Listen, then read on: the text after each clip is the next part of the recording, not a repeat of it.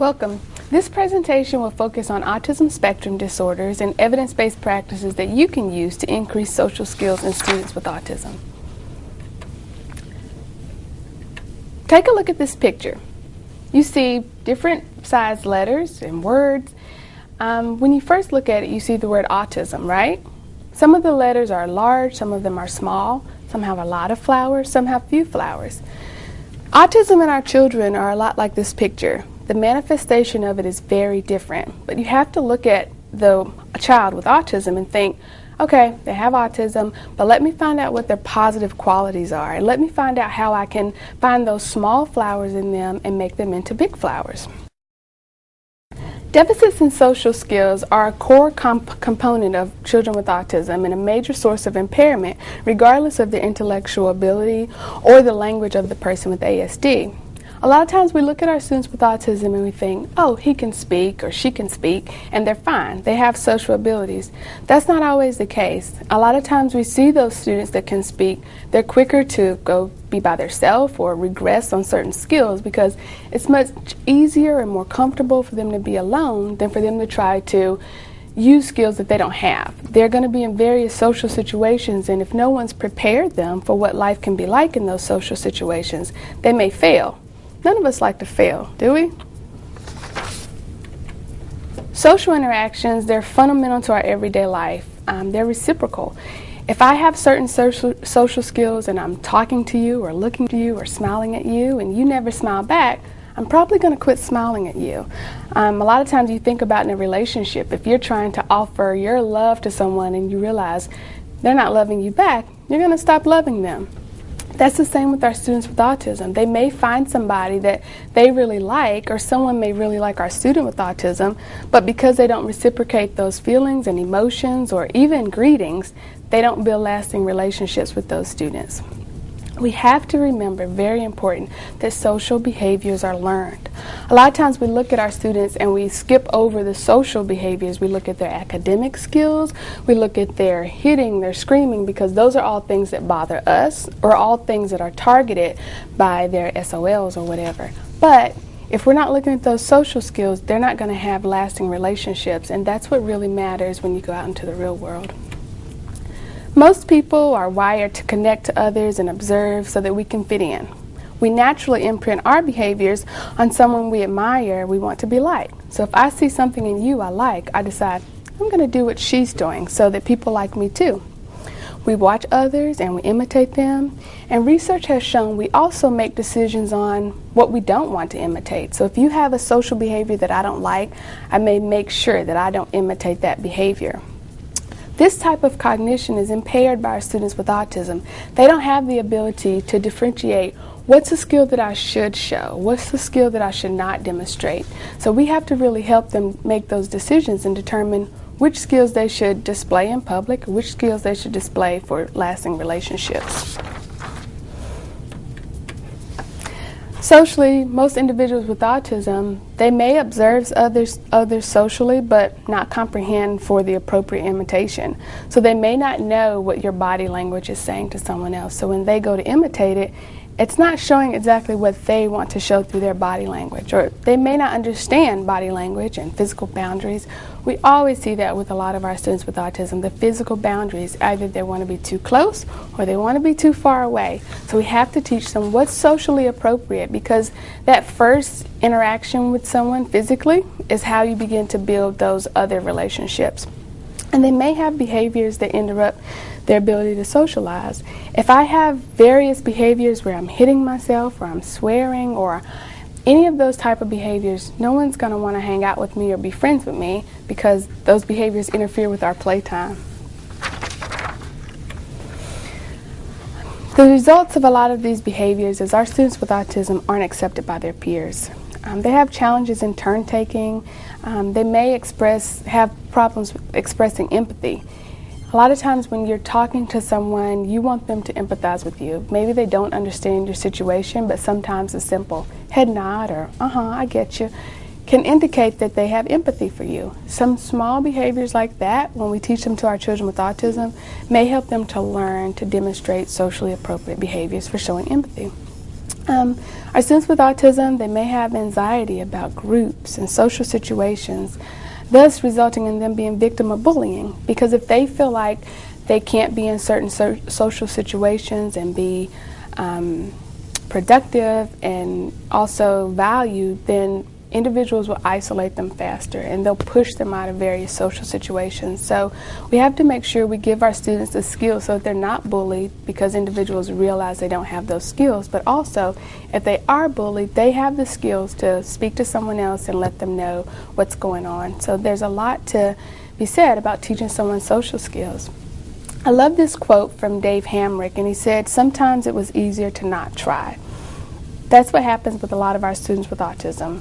They try, they fail, and what do? They give up. So especially as they begin to get older into middle and high school, they see somebody, they try to make a friend with them, and then they decide, I'm just going to give up. We don't want that for our students with autism, because as they begin to grow into adolescence and their teenage years and college or career, we really see that those relationships are the #1 impact on their success or their not success. When we're thinking about social behaviors, we really have to differentiate what's social and what's not social. If you think about coughing, if I'm by myself and I cough, that's fine.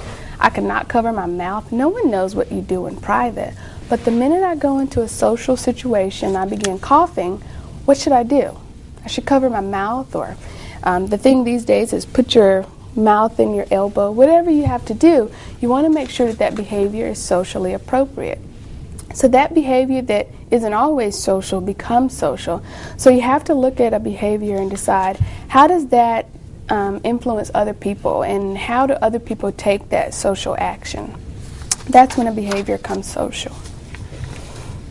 When we're looking at social behaviors, we said this a few minutes ago, you really have to think about intentional instruction through evidence-based practices. You have to teach behaviors that you want to see increase. So for our students with autism, if we want them to increase their number of trials for math problems, what do? We teach them. We teach them over and over again until they've mastered being able to do 20 math problems without getting any wrong. We have to do the same for social behaviors. We have to teach them over and over again in different situations, different ways. We have to teach them so that they understand them, because if they don't understand them, if they're not able to perform that skill in various situations, we're not going to see that behavior as a success for them. Virginia has adopted 24 evidence-based practices from the National Professional Development Center on Autism. Those evidence-based practices are your golden key to working with our students with autism, because they really give you that guidebook to say all this other stuff that may not be great for our students with autism. There are 24 practices that you know are going to be great for our students with autism. And throughout those evidence-based practices, you can go a little deeper and say, now, which of those are going to be great for exactly what I'm trying to teach my student? There are 11 of the 24 that are recognized to help children ages 3 through 18 that will help them increase their social abilities. Now, when you look at all of these, you think, I can't use all of these. You don't need to use all of them. You have to find out which one is great for that student, because every student won't perform well with each evidence-based practice. You want to make sure that you look at your resources and make sure that you have the specific information that you need to implement the practices. A lot of times we find that we try to implement something and it fails. Well, are you implementing it with fidelity? Are you doing it just as it should be performed? And in a second, I'll show you the NPDC website. You can go to that website and see every step for implementing these evidence-based practices, along with the other 13 that I removed. You look at these evidence-based practices and you say, I don't see applied behavior analysis on there. Well, applied behavior analysis is the foundation of all of the evidence-based practices. The principles of reinforcement and behavior modification are embedded throughout the evidence-based practices. So when you're applying those evidence-based practices, you really want to make sure that, yes, I am using applied behavior analysis. And when you look at the steps for implementation on the NPDC website, you'll be able to see how the applied behavior analysis is embedded in there. I'm going to give you a second to write down this hyperlink. This is a wonderful website, and it's a great resource for anyone who's new to autism or new to evidence-based practices, because you can really begin to form an understanding, or how do students with autism learn? What are the most effective practices for teaching them? And this website, it's filled with resources, so you're not recreating the wheel, and no one likes to recreate the wheel. Every evidence-based practice is not necessarily appropriate for every learner. The practices are most effective when carefully matched to the learner's specific needs and their characteristics. So let's say I've decided I love video modeling. I really do love video modeling. So if I want to implement video modeling, I need to make sure that my student attends to videos, that they enjoy technology, that they'll sit down for longer than 1 second and actually attend to something so that they can learn. If I have a student who has no interest in TV or videos or YouTube or any of that kind of stuff, they're not likely going to attend watching a video model. Now, I may be able to get them up to that skill through using first, visual strategies or other evidence-based practices, and then implement the video modeling, but that's not something that I'm going to want to start with if I realize that they don't attend well. When you look at social skills like any other skill, you want to say, is it a skill acquisition deficit? Does the student not have the skill? They absolutely don't have it no matter what. I've never seen them try to perform it. Or is it a performance deficit, which means the student has the skill but doesn't perform the skill? So you really have to decide which one it is before you decide how you're going to teach it and exactly what you're going to teach. Look at refusal versus inability. A lot of times we assume that our students with autism, they're refusing something. But when you have difficulty or you don't understand, it does cause lack of motivation and refusal, but if you don't have the skill, you can't perform it. So you really have to look at the factors in the environment, look at the skill, and decide, are they able to perform it in this environment? Every skill can't be performed in every environment. A lot of times when we request certain skills to be performed of our students with autism and they don't have the skill, then that will result in a meltdown or behaviors that we don't really want our children to engage in. So we have to make sure that we're not setting them up to fail. We need to give them the tools before we expect them to perform the tools. So, as we begin to dive into the evidence-based practices, here are some of the terms you need to know. The first term is the target behavior or skill. Now, this is the skill or behavior that needs to be increased or decreased. So a target skill can be a positive behavior, such as giving a high five or saying hello. Or it could be a behavior that's non-preferred, such as kicking the chair or spitting or yelling out loud. All of these behaviors can be targeted through the evidence-based practices. Then we move down to our baseline data. You can't find out where you're going if you don't know where you're starting. So you really want to look at the baseline data and observe the learner's behavior prior to beginning the intervention. And when I say intervention, I'm meaning our evidence-based practice. That's your intervention. So you have to decide, where are we now? How many times does he say hello now? How many times does he kick the chair now? So that I can decide if my evidence-based practice that I put into place is really helping that student. And then we're going to look at prompting. This is the help you give to learners to assist them in using specific skills. You want to make sure that you use that word help loosely. You don't want to perform the skill for the student. You want to make sure that you're able to see that they can perform the skill. Task analysis. This is the best way to teach a student with autism, because you're going to break the skill down into smaller steps, and then you're going to increase or decrease the steps over time. You're going to look at specific, observable, and measurable ways to increase those skills, and you're going to look at that student specifically to decide, how do I need to break down this skill? A student may need 10 steps in order to go up to someone and give a greeting, but then there may be another student that only needs that broken down into 3 steps. So you really have to look at that specific student, look at their current baseline data and their skill, and decide, how should I break down this task analysis? Reinforcement. Reinforcement is something that we use every day. What do you offer, or what do you want to give the student or offer them to increase behaviors? You can offer them tangibles. That's something that you give them. You can offer them attention. Do I give you more attention when you perform behaviors that I really like? it really depends on the student and what their needs are. And if you want to learn more about the principles of reinforcement, go back to the NPDC website and you can see the reinforcement procedures listed there step by step on the website. Then we come down to generalization, and this is something that we often forget for our students with autism because they need to be able to perform that skill in a real setting. We can sit here in this room and I can try to show you some of my behaviors. I can show you that I can give a high five, I can say hello, I can smile.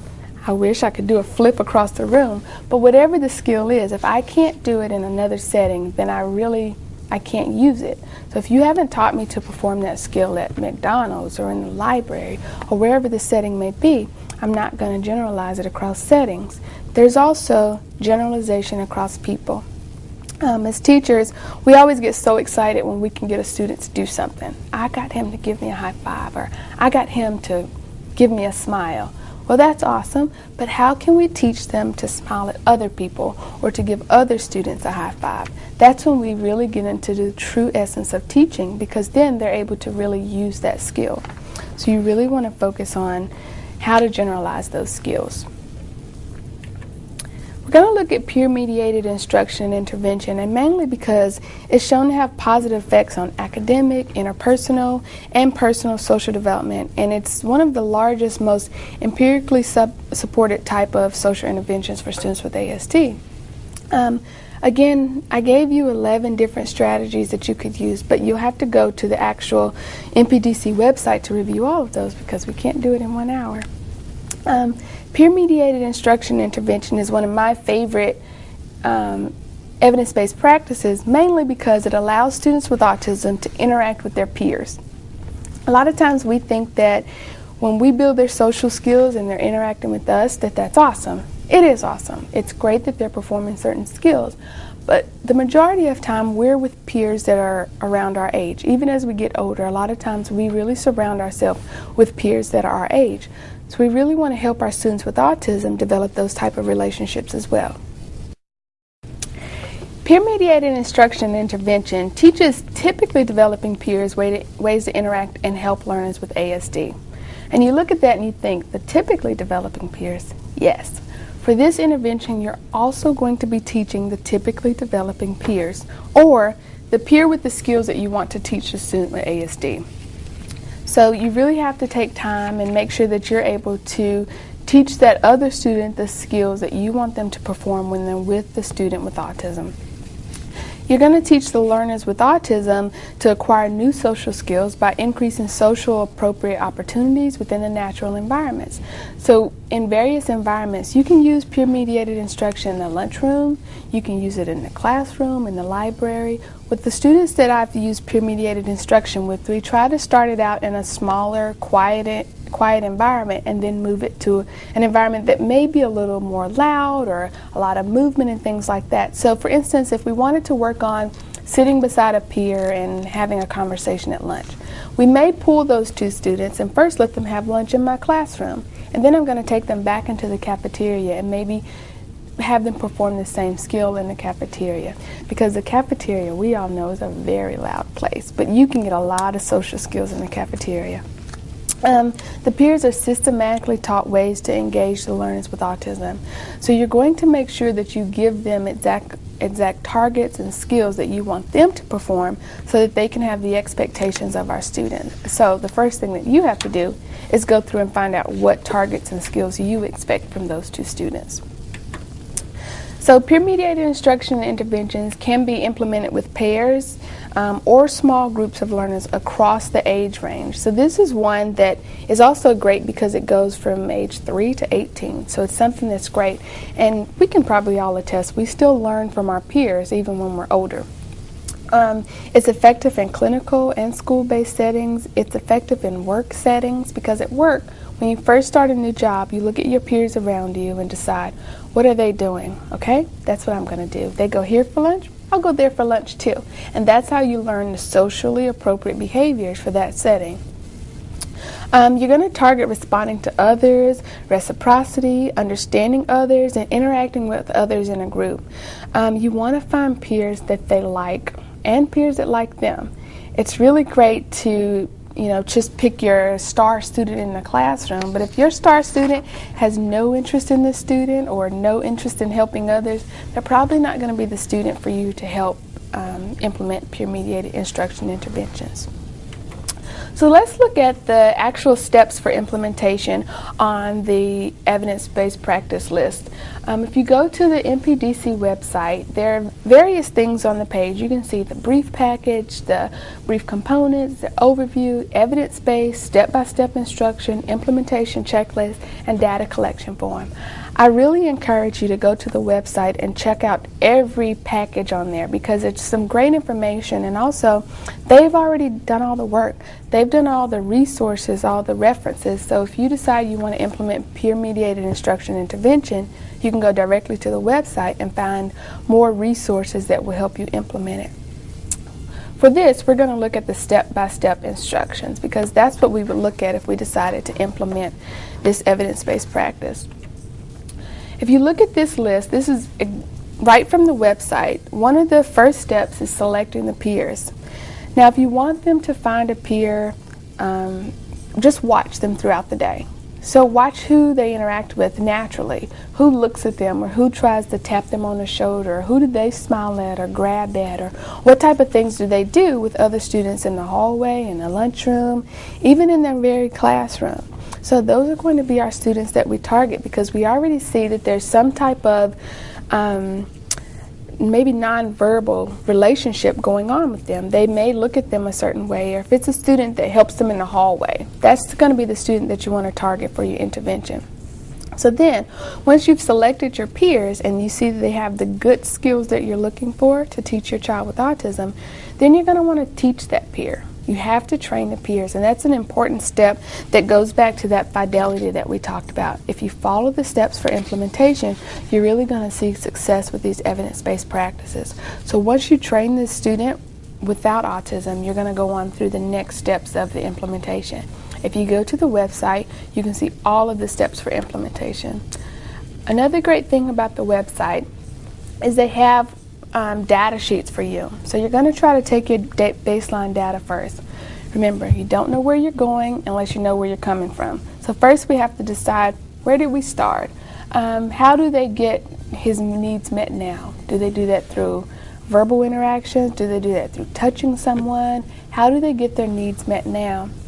And what type of tools do we need to give them to be successful? Because in order for them to have a social interaction, we may have to first help them have some language or teach the typical peer how to understand how they use their picture book or how they use their voice output device. So all those type of things have to be taken into consideration when you're beginning to implement the program. Another great resource that has just been a great tool in a lot of schools across Virginia and across the nation is the AIMS modules. And these are training modules to assist you with implementation, and I direct you to this website. And when you go there, you go to the modules list, and you can see there are about 41 modules that are listed to help you learn to implement evidence-based practices and to help you learn from various experts across the U.S. How students with autism learn. So for instance, the peer-mediated instruction and intervention, there's an entire module online that can help you learn to implement that. They have videos embedded on there. They use the exact steps for implementation that come from the NPDC website. So it's a really great tool, and I urge you to go there. It's absolutely free. So once you go on there and you sign up for it, create yourself an account, it's absolutely free and a great resource for you to share with others. We want to make sure that as we're targeting skills for our students with autism, that the skills are age appropriate, which are valuable to their peers and others around their age. We want to make sure we're teaching them those type of skills that they're going to need to have successful relationships. Because if we think about why we're teaching social skills need to move forward to social competence. So you begin with just those basic greetings of hello, how are you, and high five and all that kind of stuff. But then you move towards playing together and actually having social interactions. And that's really where we want our students to move towards and go beyond those basic social skills. So if you look at students who are age 4 through 7, Some of the social expectations they have of their peers is they want to play with them, and they want you to share and care about them, or play dress up, or hug each other. So those are things that their peers are going to expect for them. So when you're teaching them social situations or social skills, these are the type of settings you're going to teach them in. You want to teach them while playing how to have a social interaction. You want to teach them how to share. That's a social interaction. Because if you're with someone who never shares and always hogs the one Thomas tank engine in the classroom, then no one's going to want to play with you, or they're going to take the Thomas before you get there. Ages 8 through 10. Your peers are looking that you're able to be nice and trustworthy and playing with them and helping each other and, again, sharing.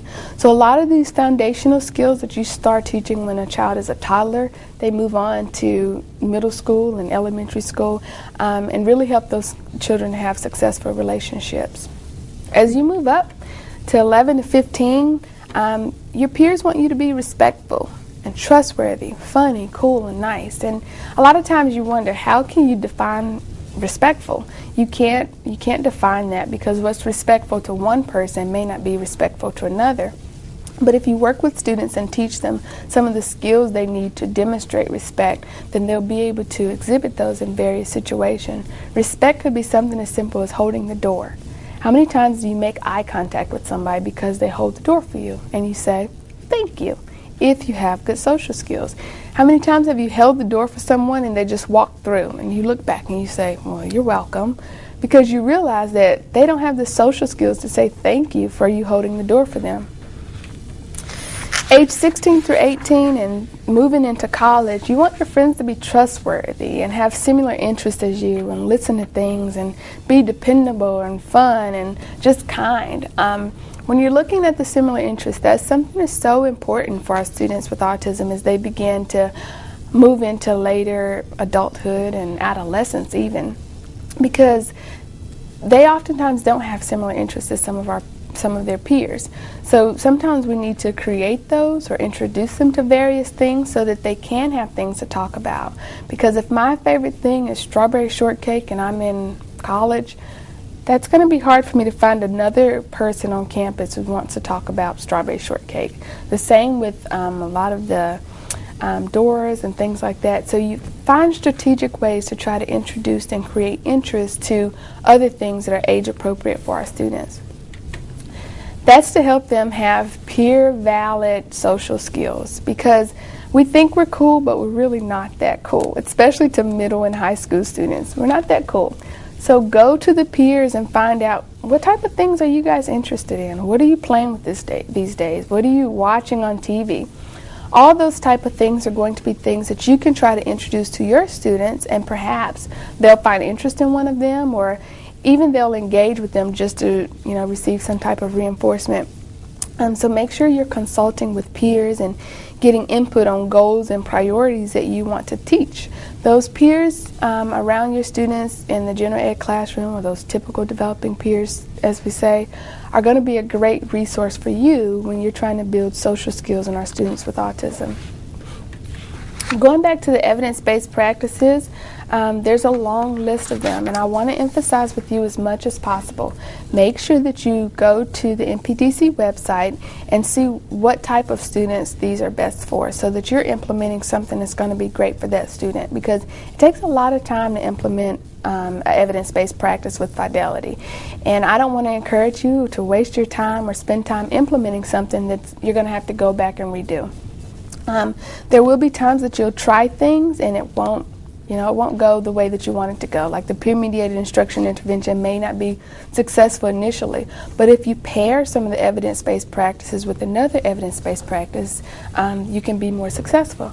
If I find a student who loves visual supports, I could use visual supports to teach them how to interact with their peers. So that's just one example of how you can pair evidence-based practices. If I have a student who is not really thrilled on the situation of interacting with their peers, but they love to look at their iPad and look at videos, so maybe I create some video models of peers interacting, and then I show them that example, and then I take them into the setting and actually expect them to interact with their peers. So you can find different ways to use 1, 2, 3 evidence-based practices to help our students be more successful. You want to match the social interaction programs to the students' needs and the settings. You don't want to expect them to order a cup of coffee in the cafeteria. They need to go to Dunkin' Donuts or McDonald's to order a cup of coffee. So teach them those skills that they need in the environment that they're going to use them, because then they'll be more likely to learn them and generalize them and actually use them. Socially competent students and children differ in many ways. Schools and classrooms, they can vary in various circumstances and with various needs. So you really have to look at what's the circumstance, what are their needs, how do I target? You want to establish reasonable social interactions. I can't expect that today you sit in a corner, you don't speak to anyone, and tomorrow you're going to be in the cafeteria socializing with 3 people at one time. That's going to overwhelm anybody and make them shut down, and then we're going to have a hard time even getting you back into the cafeteria. So we really have to have reasonable expectations, and go back to that one slide when we talked about task analysis. What are the step-by-step instructions that we need to provide for this student to get them to the level that they need to get to? And we have to be sensitive to local social interaction norms and conditions. A lot of times with our students, we may not know what their social norms are at home, in their culture. We have to make sure we talk to parents, so that there may be a social expectation we're placing on our student that just is not a norm for them. And so we expect them to perform it, but there's no way for them to generalize it or practice it in other environments at home. So talk to parents and others around the students to determine what are the norms for this student, what are the norms for their culture, for them to for social interactions. Program for interaction quality as well as quantity. I don't want you high-fiving every single child in the hallway, because half of those students aren't even going to recognize you or make eye contact with you. I really want to look for quality relationships. If we think about to ourselves, think back to you. How many really good friends do you have that you're able to depend on, always? It's probably not that many. You can probably get them all on one hand. But with our students with autism, we want them to be friends with every single person in the school. That's not the case. If we can build them a social interaction and a friendship or a relationship with one student, they now have almost as many as I have. So you really want to make sure that you're looking at the quality as opposed to quantity. Select the peers carefully. I can't emphasize this enough, because you don't want to select those peers that has behaviors that you're not excited about, or that student who's being sent into your room because they have behaviors in another room. You want to make sure you're selecting peers of great quality. Not to say some of those students that have behaviors, they can really turn it around when they're put in a position to be a role model for other students. But you want to make sure that that's the case prior to you putting them with that student, because that student is now in a situation where they're a peer model for that student with autism. And in the hallway, no matter what they're doing, that student with autism is now going to look at that student as a model. So you want to make sure that you select peers very carefully. Reduce the problem behaviors in advance. You have to make sure that you get all of the behaviors down as low as possible that could interfere with social interactions. If I'm constantly hitting or kicking or screaming, I'm not going to be able to have a social interaction with anyone. Provide ongoing support and monitoring. Once you teach a skill, you have to continue to teach that skill or expect that skill so that you can maintain it. The reason that we lose a lot of the skills that we learn in middle school and high school and even college in regard to academics is because we don't maintain them. We don't use them ever again. So with students with autism, if there's social skills that you're teaching them, you want to try to maintain them. Expect them often. Once a child has learned to greet you when they walk in your door, that's the expectation every day. You don't allow them to go weeks and weeks without displaying that expectation, then all of a sudden decide, oh, I want you to speak to me today.